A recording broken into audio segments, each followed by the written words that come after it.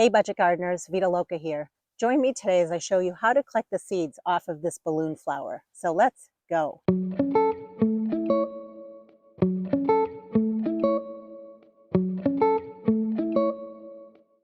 My balloon flower has started to go to seed. Now is a great time to be collecting those seeds.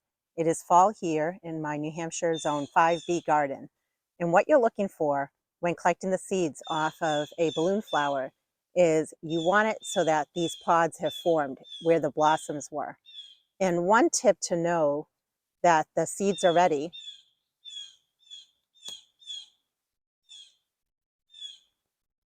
is if you shake it, you can hear the seeds rattling inside of there.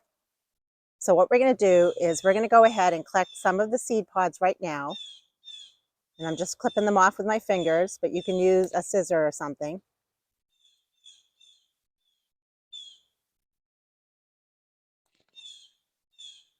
And what we'll do is we will go back and I will show you a close-up look of what the seed pods look like and then how to collect the seeds from there.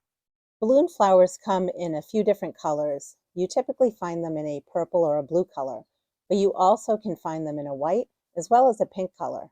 There are taller varieties as well as shorter varieties. I love them in my landscape and I want more of them in my landscape. However, because they have a big taproot, sometimes they can be hard to dig up and divide. Let's say that you want more balloon flower in your yard and you have some in your landscape, but you don't want to move it. Or you know someone that has balloon flower and you don't have any and you want some of it. Collecting the seed is a great way to propagate the plant and to create more of these flowers. So today I'm going to show you what the seed pods look like and also a close-up view of how to collect the seeds from the seed pod and then how to store them. This is what the seed pod looks like. You want to make sure that there's no more blossom and that it's created this kind of a pod. I've successfully collected seeds from pods that are even a little bit more of a greener color than this. And I've also collected seeds from pods that are a darker color than this.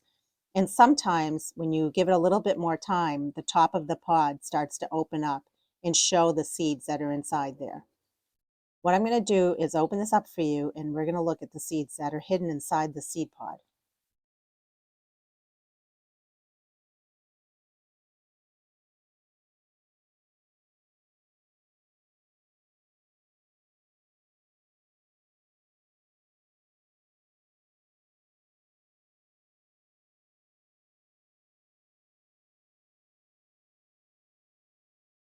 Look at all those seeds.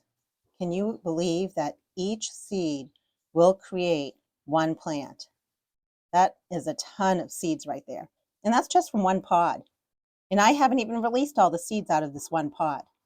We just collected these seed pods and just released these seeds. They are still a little wet. Therefore, I'm going to wait a few days before I store the seeds. And what I'm going to do is, after a few days have gone by, I'm going to put them in a small Ziploc bag similar to this, and I'm going to label it balloon flower. Inside this Ziploc bag are a different kind of balloon flower that are white, but on this bag we would label balloon flower purple 2023. And here I just put a dime so you can see the size of the dime next to these balloon flower seeds as well as these seed pods. And then after a few days have gone by and these are dry, I can use this piece of paper and I can funnel the seeds off of the paper into the Ziploc bag. There are different ways you can store your seeds. I like to use the small Ziploc bag. This has worked for me. Or you can store them in a glass jar or a paper bag. The key is to make sure that your seeds are in a cool, dry, and dark location. So now I'm going to pop up on the screen a close-up shot of what the balloon flower seeds look like, as well as the seed pods. Hopefully I showed you how easy it is to collect the seeds from a balloon flower plant. Here in my Zone 5B climate, it's considered a perennial. And there are a few ways that I can sow these seeds. One way is to scatter the seeds on the ground. When you think about it, in nature, that's what happens. Plants drop their seeds, and then when the seeds are ready, they will germinate. So you can do that. However, I like to have a little more control over my plants and where I place them. Another way to propagate balloon flower from seeds is to collect the seeds like we did, store them, And then in the winter months, when we have some snow outside and it's really cold, I like to do what's called winter sowing. And I like to sow these in milk jugs. I'll be making videos showing you how I do the winter sowing process this winter.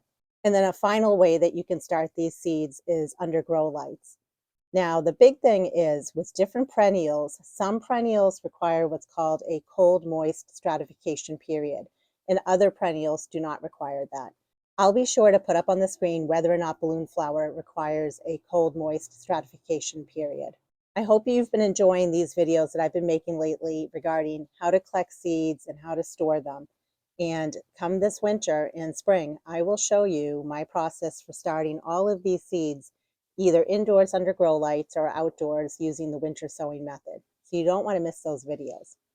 Until the next video, make it a great day with gardening.